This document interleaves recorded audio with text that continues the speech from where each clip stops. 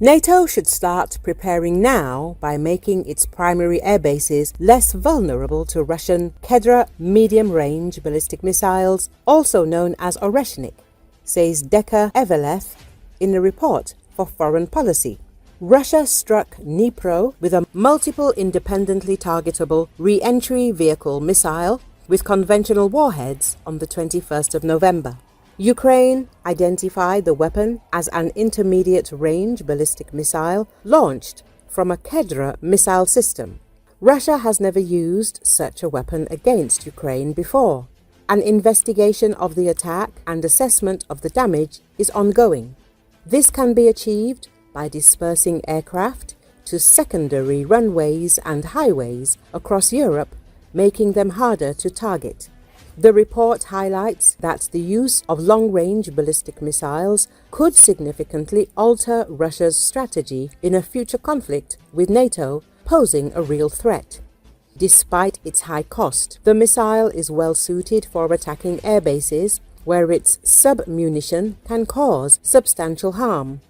In a war with NATO, Russia is likely to attack the alliance's airbases in the opening days of a conflict. Russia is well aware of NATO's air superiority, and it hopes to give its forces some breathing room by destroying or at least delaying NATO's ability to respond, says the report. The analyst points out that modern fighter jets, especially the F-35, are too complex to repair in field conditions. Decades of budget cuts have also concentrated NATO's air forces on a few key bases, making them especially vulnerable to Kedr missiles. While Russian missiles with conventional warheads failed to incapacitate key Ukrainian air bases due to low accuracy and effective air defense, Kedr can help Russia resolve this issue. Based on Russia's performance in Ukraine, it may take dozens of conventional Iskander missiles to destroy aircraft at major air bases. It would take far fewer Oreshniks to achieve a similar effect, says the analysis. Experts suggest that using Kedr missiles gives Russia more non-nuclear options, lowering the risk of early nuclear escalation. They provide Russia with increased opportunities to disrupt NATO's operations. The problem is that European defense systems are not fully equipped to counter medium-range ballistic missiles. While many NATO bases are protected by layered missile defense, Kedr can fly beyond the interception range of most systems and descends too quickly for interceptors like the Patriot air defense system. Interceptors capable of stopping them, such as the Arrow 3 and SM-3 Block IIA, will likely be deployed in limited quantities if current procurement trends continue. Regardless of how the war in Ukraine ends, in a decade or two, NATO may face a rearmed Russia wielding a reconstituted arsenal in which large conventional ballistic missiles like the Oreshnik feature prominently. The report concludes,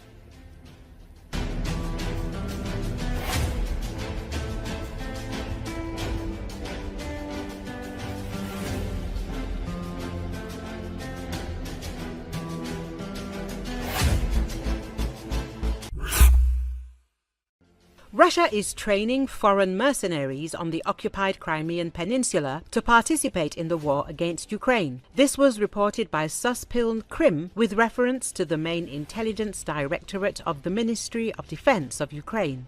We are talking about mercenaries from Cuba, a number of African countries and other states that support the Russian Federation. According to intelligence, Russian special services travel around the world to recruit foreigners. The publication recalled that in November 2024, information appeared about the presence of military personnel with an atypical appearance for locals at the Kazachi training ground in occupied Sevastopol. Later, captured Russian soldier Pavel Funtikov from the 810th Marine Brigade of the Russian Federation, stationed at the same training ground in Sevastopol, confirmed it. There were Chinese, Koreans, Filipinos, Arabs. They were sent to Feodosia, and we are sent to Voronezh for training. They gave us 3 rounds at the training ground when we were digging trenches. 3 rounds, standing, sitting and lying down, all of them, and from there they took us to Kursk. As the representative of the main intelligence directorate of the Ministry of Defense of Ukraine, Andrei Chernyak, stated, despite the fact that the Russian army has enough human resources, special forces travel around the world to recruit foreigners. These are mainly the countries that support Russia. They are recruited and promised that you will be part of the armed forces, but you will work as builders, cooks, whatever. At most, you will be in the 2nd or 3rd line of defense. No one will send you to the front lines. Russia always lies. So there is absolutely nothing to be surprised about. Ukrainian intelligence added that on the occupied peninsula, foreign mercenaries are being trained not only to carry out assault operations on land, but also on water. We know that they want to force the Dnipro.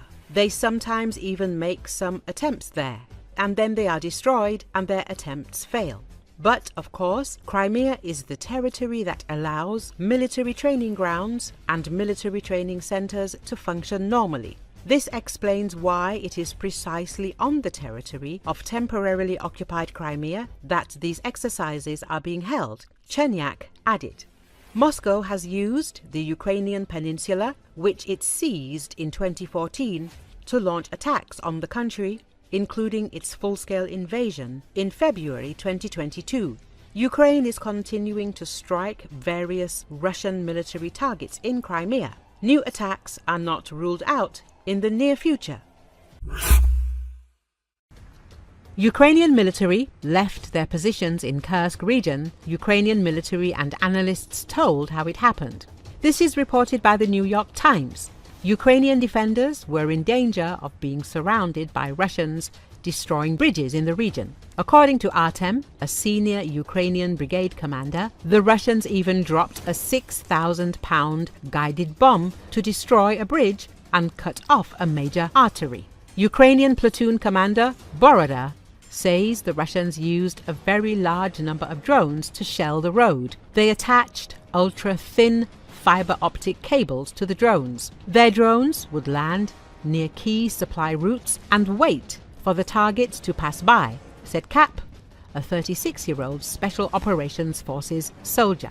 The military reports that on March the 10th, they received orders to retreat from Sudza. Boroda reports that the retreat was both organized and chaotic. Analysts told the publication that the evacuation of Ukrainian troops retreated from their positions on foot. If the defenders retreated using equipment, they would have become an easy target for enemy drones. Before leaving, the Ukrainian defenders were forced to burn their own equipment so that it would not fall into the hands of the occupiers. How much Russian territory Ukraine still controls in Kursk could not be independently confirmed, and soldiers reported fierce fighting was ongoing. But the fighting near the border is now less about holding Russian land, Ukrainian soldiers said, and more about trying to prevent Russian forces from pouring into the Sumy region of Ukraine and opening a new front in the war. The soldiers said they are trying to set up strong defensive positions along the ridgelines of the Russian side of the border. We continue to hold positions on the Kursk front, Boroda said. The only difference is that our positions have shifted significantly closer to the border. Andriy, a Ukrainian intelligence officer fighting in Kursk, put it more bluntly. The Kursk operation is essentially over, he said. Now we have to stabilize the situation. The Kursk operation was seen by some analysts as an unnecessary gamble, stretching Ukraine's troops and leading to heavy casualties at a time when they were already struggling to defend a long front line in their own country. But it provided a much-needed morale boost to Ukraine, which had sought to show it could bring the war home to Russia and had hoped the territory it occupied there would serve as a leverage in any ceasefire negotiations.